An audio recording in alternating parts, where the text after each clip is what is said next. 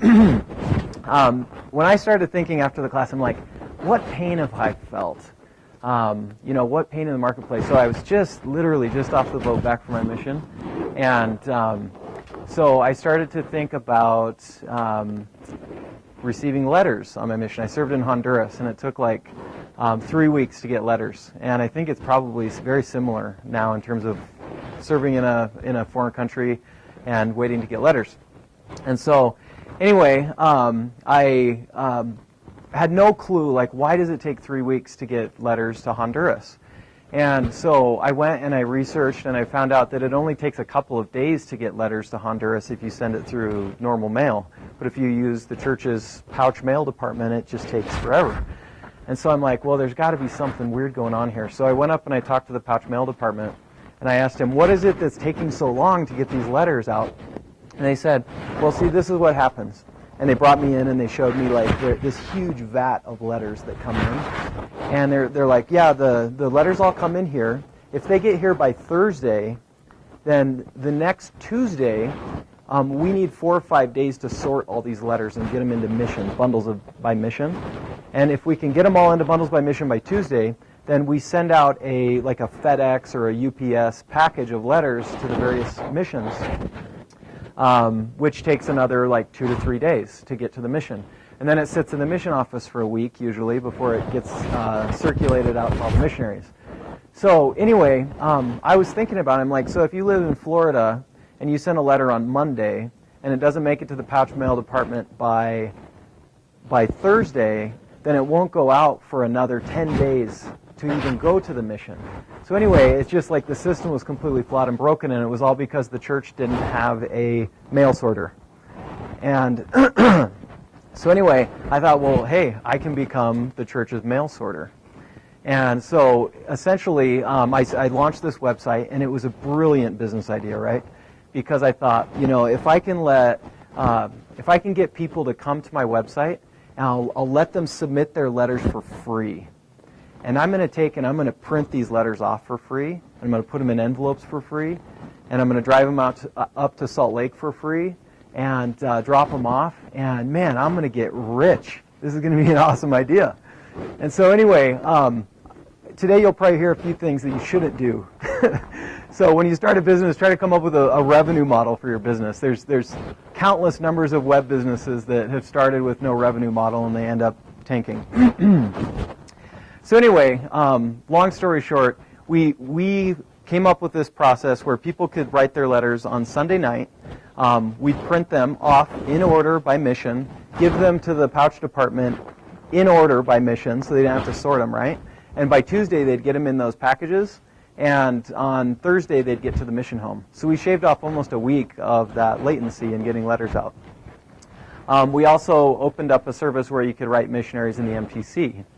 And we would let them, if they had their letter submitted on the website by noon, we would print it off, drop it off at the MTC, and the missionary could get their letter that afternoon. So again, we saved people a ton of time in that lag between getting letters. So anyway, we started, at the time when we were starting the business, my buddy Ben Zimmer and I, which is also one of my partners today in Property Solutions, we lived at the Glenwood, more affectionately referred to as the Glen Hood. And this was one of the Daily Universe came and took this photo right here of us starting our business. And so you can see the first original version of DearElder.com. We bought a Lexmark. I don't know who put HP, but it was a Lexmark printer. They must have found that on Clipart Faster or something. But it was a Lexmark printer. It cost $39. And we couldn't afford to pay anybody because we weren't charging anything for the service. And I was the Elders Quorum president at the time, so I just commanded the quorum to come and help do letters, and of course they obeyed. And so we ended up getting the business going. So the interesting thing that happened when we first started advertising is we didn't have a lot of cash, and so we went up and we printed off handbills, and we put the handbills in the BYU computer lab. And we thought, this is a great idea because they're sitting at the computer, and we're going to plop down this handbill right next to them, and so maybe they'll write a letter. So anyway, we went and we did it, and ran back to Glenwood, And we started watching the system to see if people were going to submit a letter. And all of a sudden, we started seeing letters come through. It's pretty exciting. But then the weird thing is, we could see the from address of these people that were writing, and all of a sudden they started coming from Florida, New York, California. So all these different places, and it was word of mouth was spreading the concept.